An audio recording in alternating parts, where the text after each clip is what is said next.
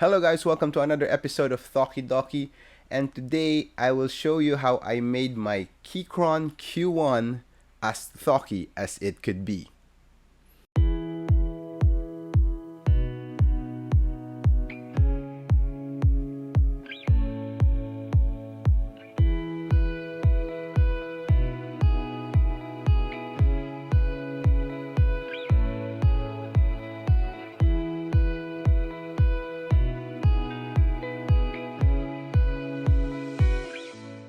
So I've been with the Q1 for 2 months right now, and I'm really loving the board. Okay, next to the KBD67 Lite, which is really an awesome board. What I love with the Q1 are 3 things. Number 1, the insane amount of flex and bounce that it offers. Number 2, the fact that you can customize it to your heart's desire. And while customizing it, the characteristics and the sound profile of the board changes a lot. And number 3 is the price. So I know it's an expensive keyboard, but for enthusiasts in the keyboard community, this is actually considered as a budget board. So if you've been following my channel, which I do hope you are, please do like and subscribe. I've been uploading regular contents about keyboards lately. You will see that my latest build with the Q1 is that of a clacky build. So I'll put the link below. Okay, so it's a clacky build with a Duroc palms and combined with an aluminum plate and an FR4 plate. So when I ordered this Q1, I got along with it an FR4 plate and a polycarbonate plate, which I do suggest you do when ordering these custom keyboards from Keychron, so that you'd be able to maximize the shipping fee. So the shipping fee from the website to the Philippines costed me a lot around $30, and it will not change regardless if I got the bare bone unit, the fully built unit, or if I got other modifications along with it. So if you guys are planning to order other modifications with your keyboards, I do suggest that you maximize your shipping costs and order it at the same time. So anyways, it has been 2 months before I decided to finally take out that PC plate and build a Thoccy build for the Q1. So for this build, I'd just like to remind you guys a few things. Please do get the instructions from the Keychron website on how to assemble your PC or your FR4 plate. The first time I assembled it, I did it wrong. The screws were upside down. So if you do it right, if you do it correctly, the screw should look something like this as shown in the video. Okay, and the gaskets, when installing the gaskets, be very careful. I thought that I had to cut out some of the gaskets, so there are actually smaller gaskets provided with the kit. So I chose to install only 4 sets of gaskets for my board, as I really like to maintain the flex. You could choose to install the gasket all around, it's provided there, but for me, for my liking, I just put 4 in the original locations that you get the keyboard with.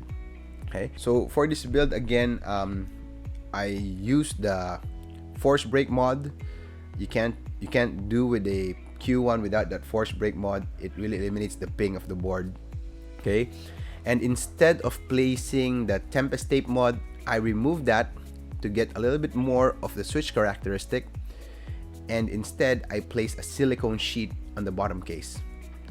So I ordered the Everglide Aquakings V3 linear switches, and it's my first time to use 67 grams on the linear.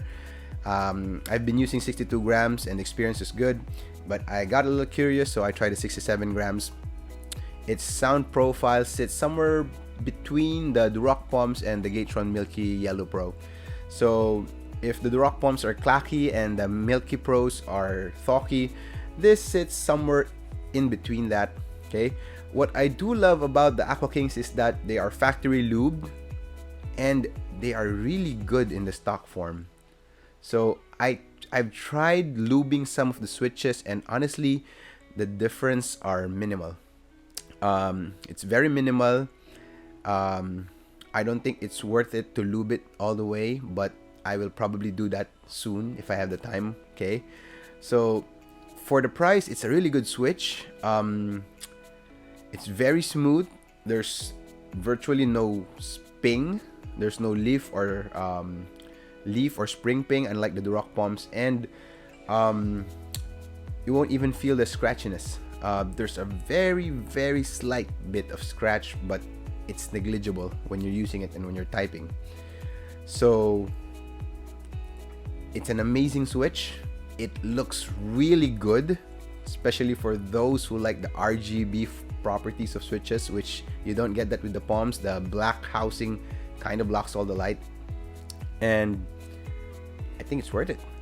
So it's a force brake mod, the silicone sheet, no tempest tape, PE foam in between the PC plate and the PCB. So that's the mod that I did for this keyboard, and I'm also using a higher quality keycaps than what I used to use. This is an EPBT keycaps, white and gray. Loving the color scheme.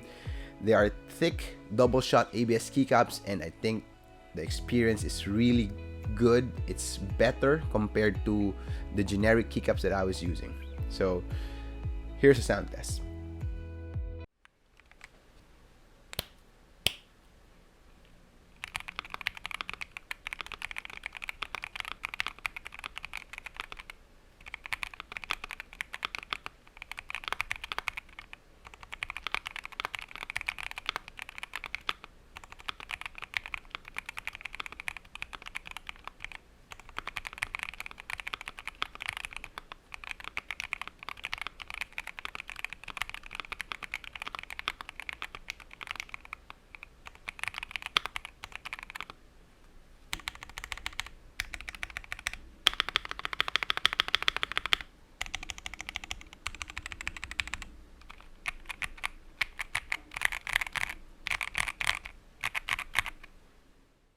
So that was supposed to be the end of my video. However, the next day I tried a different configuration with this setup, and I think that this works better for my taste. For this one, what I did is that I removed the silicone sheet at the bottom. I just left the rolled PE foam over this area, and I placed back my tempest tape mod.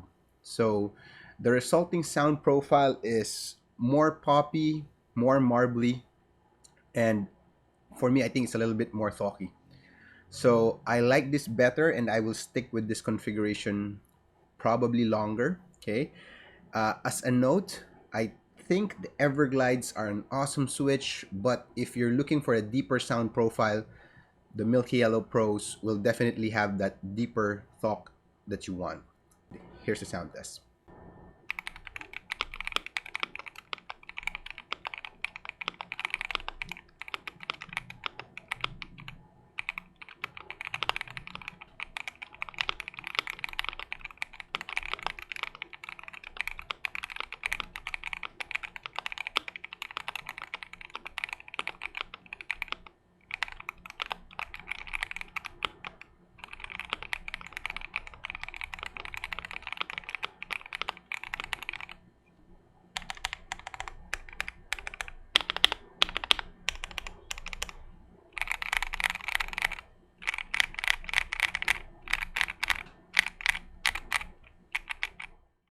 Thank you for watching, guys. I hope you do like this episode.